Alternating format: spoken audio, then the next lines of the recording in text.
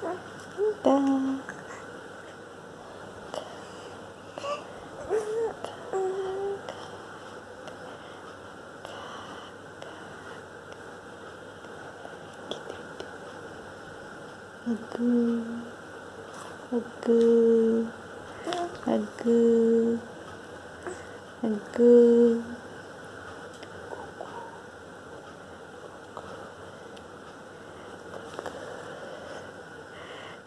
Morning.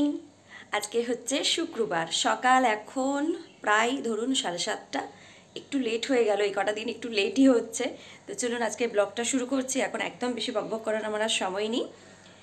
যদি আজকের ব্লগটা ভালো লাগে তাহলে তো অবশ্যই আমার সঙ্গে থাকতে হবে, সাবস্ক্রাইব করতে হবে আর প্রচুর প্রচুর কমেন্ট করতে হবে। সামনেই হোলি চলে এসছে। হোলি যদি কোনো সেলিব্রেশন আমি পার্টিসিপেট করি অবশ্যই আপনাদের সঙ্গে শেয়ার করব। আগাম প্রত্যেককে হোলির শুভেচ্ছা। কার কী প্ল্যান আছে একটু অবশ্যই কমেন্ট করে জানাতে পারেন। অ্যাকচুয়ালি আমার এই বছর খুব একটা প্ল্যান নেই বলে আপনাদের কমেন্টগুলো পড়তে আমার ভীষণ ভালো লাগবে। তাহলে চলুন সঙ্গে থাকুন, ব্লগটা জাস্ট এবার শুরু করছি। 1:45 বাজে এখন। আমি সবে ফিরেছি একটু আগে, কথা বলতে বলতে লেট হয়ে গেল। টিফিন করছি 1:45টার সময়। ক্লাস থেকে ফেরার সময় আগের দিন আমি চপ কিনে এনে রেখেছিলাম, সেটাই মা গরম করে দিয়েছে। কী দিয়ে এখন আর মুড়ি খাবো বুঝতে পারছিলাম না। না মিষ্টি খেতে ইচ্ছে করছে না। এখনও স্নান বাকি, কিছু কাছাকাছি করবো ভেবেছিলাম। আজকে যেহেতু ক্লাসে যাব না, সবটাই বাকি আছে। 1টা থেকে দিন শুরু হচ্ছে খাবার দিয়ে। নট ইভেন জলটাও ঠিক করে খাওয়া হয়নি।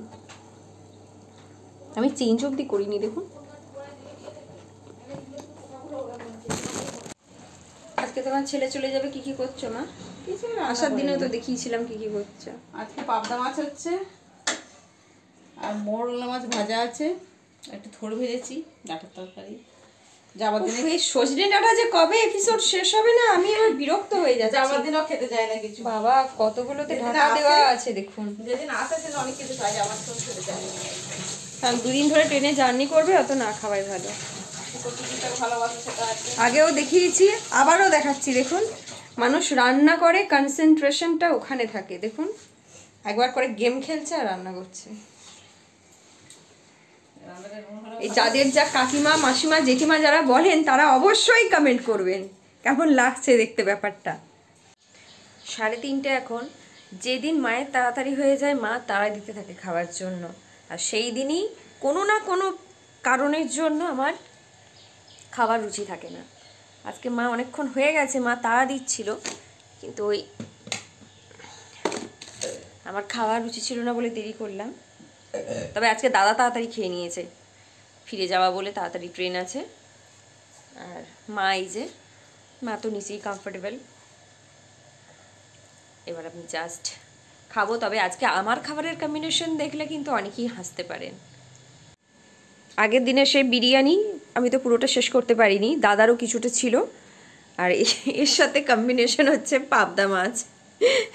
এরকম অদ্ভুত কম্বিনেশন কে কে খেয়েছেন আমাকে একটু জানাবেন কিন্তু।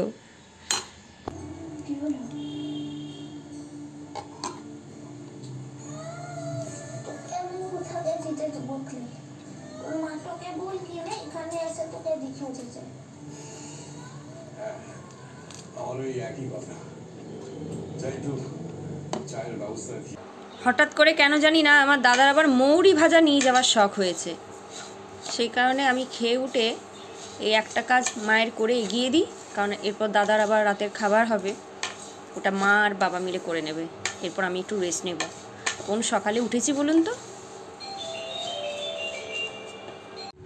ডেটটা 22 তারিখ, সেটা আমার মনেই ছিল সকাল থেকে, কিন্তু আজকে যে বারটাও মিলে গিয়ে শুক্রবার পড়েছে সেটা আমার খেয়াল ছিল না।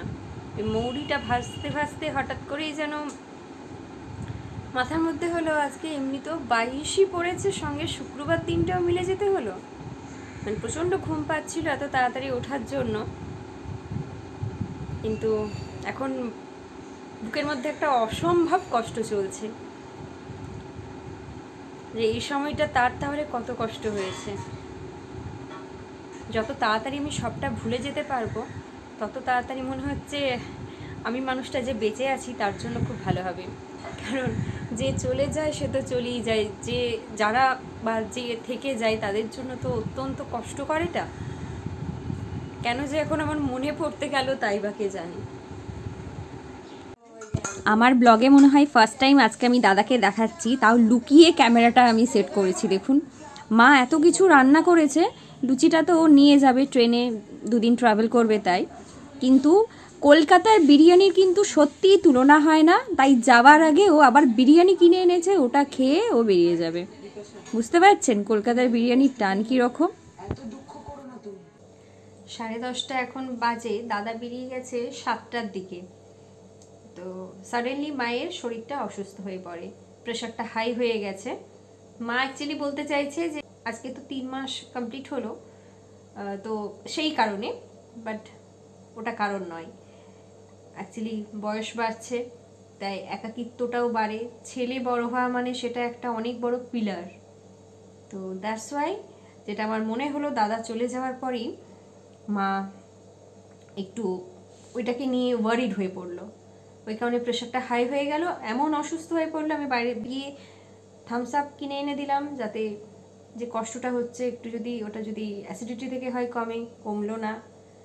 ভাগ্যিস বাবা এসেছিল, প্রেশার চেক করে দেখলো হাই প্রেশার। জেনারেলি মায়ের হাই প্রেশার নয়। ওষুধ দিল, আপাতত সে খেয়ে তাকে ঘুম পাড়িয়ে দিয়েছি মাথায় হাত বুলিয়ে। কিন্তু এবার আমার নিজের টেনশন হচ্ছে। আমি জানি বয়স হলে মানুষের তখন ছেলে মেয়েদের আঁকড়ে ধরে। কোনো একটা দিন আমিও সারভাইভ করে যাব, আমারও পজিশনটা চেঞ্জ হবে। মানে এখন ভয়ের জায়গা, আমি তো জানি না ইন ফিউচারটা আমার কোথায় সেটেলমেন্ট আছে। তো আমি চলে গেলেও তো এরকম করবে, আর আমি গেলে তো আরও বেশি করে করবে, কারণ সবসময় আমি পাশে থেকেছি। আমার দাদা তো বরাবরই বেশিরভাগ সময়টাই গুজরাটে সার্ভিস করেছে। আমি তো সেই কোন একবার গেছিলাম দুর্গাপুরে, তারপর থেকে আমি অলওয়েজ ওদের সাথে থাকি, অলওয়েজ। মানে মায়ের সাথে আমার একদম মানে চিপকে থাকা। যখন আমার সংসারটা টিকে ছিল, মানে আপনারা ভাবতে পারবেন না, আমি দুপুরে দীর্ঘ এই যে 5টা বছর আমার নিজস্ব সংসার ছিল, দুপুরে একটা দিনও ঘুমাতো না। যেদিন দুপুরবেলায় আমি এসে শুতাম, সেদিন বেল বাজলেও, আমি তো ঘুমালে আমার হুঁশি থাকে না, বেল বেজে বেজে মানে লোকজন চলে যেত, মা বলতো আজ আমি ভীষণ ঘুমিয়েছি, কারণটা তুই ছিলিস। এবার কি বলি বলুন তো, কারণ একটাই যে আমি ছোট থেকে একদম, আমি যেহেতু মায়ের কোলের সন্তান, অলওয়েজ মা আমাকে পাশে পেয়েছে, মায়ের সঙ্গে আমি থেকেছি। মেবি হয়তো সেটা একটা পয়েন্ট হতে পারে, কিন্তু এরকমভাবে তো হয় না। এর পরের লাইফটা আমার কি আছে আমি নিজেই তো জানি না, তো আমি কি এখানে বলতে পারি।